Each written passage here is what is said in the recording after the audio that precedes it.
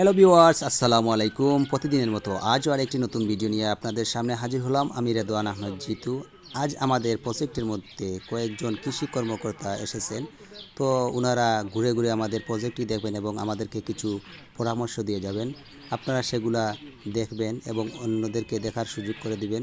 যদি চ্যানেলে নতুন হয়ে থাকেন প্লিজ চ্যানেলটি সাবস্ক্রাইব করে সাথে থাকবেন এবং পুরো ভিডিওটি দেখার জন্য আপনাদের কাছে অনুরোধ রইল শেষ পর্যন্ত দেখবেন। এখানে অনেক পরামর্শ দেওয়া হবে, আপনারা শিখতে পারবেন। আর কি না, এটা যে দিলেন এটার পরে আপনার কি করবেন? রশি গাছ রশি আবার এদিক দিয়ে একটা রশি দিবেন। জি জি। ওই গাছ ওঠার সাথে দুইটা ক্রস দিয়ে দেন, তাই না? এইরকম আর কি ক্রস। হ্যাঁ, এইভাবে ক্রস দিয়ে দেন। এই যে এগুলোই এই যে এরকম ভাবে কাটার পরে এই দুইটা দিয়ে ক্রস দিয়ে কিন্তু দাঁড়া করে দেন। অনেকে স্যার একটা দিয়ে ওইটা একটা দেওয়া যায়।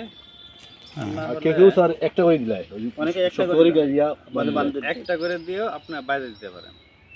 অবশ্য এটাও হবে স্যার, ওই যে উনি যেভাবে করছে স্যার, এখানে একটা রসার বা বাঁশ যদি বেঁধে রশি দিলাম না, এখানে যে রশি দিবেন শুনেন, এটা রশি দেন ঠিক আছে, কিন্তু এটা কিন্তু আপনার মনে রাখতে হবে গাছটা কিন্তু আপনার ওইরকম লতানো হবে না। হ্যাঁ, তো এইটা আপনার গাছের গুড়ি থেকে এটা তো একটা সিঙ্গেল এতটুকু হবে, পরে তার বাড়বে না। এই কারণে একটা খুঁটি লাগবে। একটা খুঁটি দিয়ে তারপরে আপনি দড়ি দেন।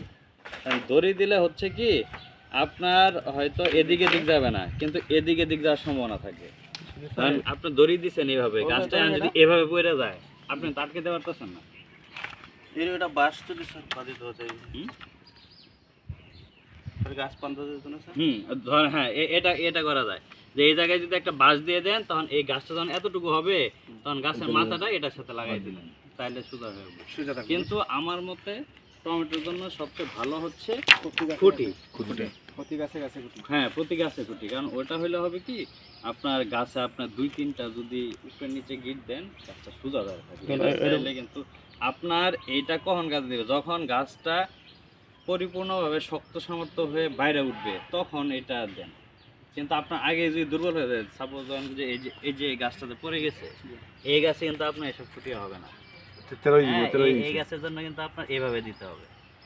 হ্যাঁ, এভাবে দিয়ে আপনার বাইরে দিতে হবে। এটা একটু বাইরে দেন, গাছটা এখন ঠিক আছে। এভাবে না, একটু সুদা করে একদম সাথে করে হ্যাঁ, সাথে করে দিয়ে হ্যাঁ, এই যে এখন বাইরে দিতে হবে। এই যে নিচে একটা দিবেন, আর এই যে এই জায়গাটায়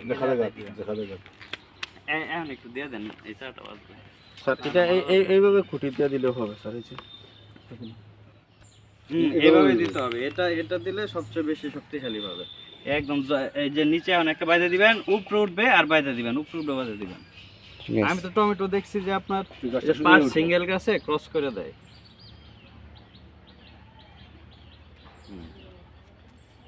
ঠিক আছে, এটা বলতাম বো রস্তান বো এই খাদ্যটা নিলি তো আর কত 10-15 দিন পরে ফল আসা শুরু করবে। প্রত্যেকটাতে দেন এই যে কচু গাছ হয়ে আছে, যে উসে যদি ফসল। হ্যাঁ, প্রত্যেকটাতে কচু গাছ হয়ে গেছে। তার পাতা কিছু ভাঙে দেওয়া যায় নিচ থেকে। হ্যাঁ, পাতা কিছু কাটিয়ে দেওয়া যায় নিচ থেকে না? নিচ থেকে পাতা হ্যাঁ কিছু কেটে দিন। ওই যে যেগুলো যে পুরো গেছে হয়ে গেছে না, হ্যাঁ এগুলো কিছু পাতা কেটে দিন, তাহলে একটু দ্রুত বাড়বে, তাই না?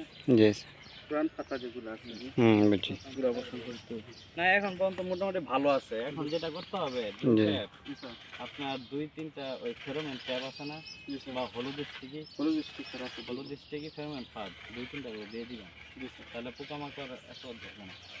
আচ্ছা, ঠিক আছে। তো ভিউয়ার্স, আমরা নিয়ে এলাম ফুরামন টেপ, যেটা হলুদ আঠাযুক্ত। এটা আমরা প্রথমে বেঁধে নিচ্ছি দড়ি দিয়ে, যাতে আমরা কুটির সাথে বেঁধে নিতে পারি। এখন চলে আসলাম আমাদের শসার বাগানে। তো সেখানে আমরা সেগুলা সাজিয়ে নিচ্ছি, যাতে পোকামাকড় ভিতরে ঢোকার সাথে সাথে সেই হলুদ আঠাযুক্ত ট্যাবের মধ্যে লেগে যায়। তো হলুদ ট্যাবটি দেখে পোকারা এখানে আসতে চায়, এসে সেখানে লেগে যাবে। লেগে গেলে আমাদের গাছের কোনো ক্ষতি হবে না, তাই আমরা সেগুলা ভালো করে ঝুলিয়ে নিচ্ছি। আপনারা চাইলে এটা ইউজ করে দেখতে পারেন, এটা আসলে অনেক উপকারে আসে। তো যারা নতুন চ্যানেলে এসেছেন প্লিজ চ্যানেলটি সাবস্ক্রাইব করে যাবেন এবং ভিডিওতে একটি লাইক দিয়ে দিবেন। অন্য কৃষি ভাইদেরকে দেখার সুযোগ করে দিবেন শেয়ারের মাধ্যমে। আজ এতটুকুই। ধন্যবাদ। আসসালামু আলাইকুম।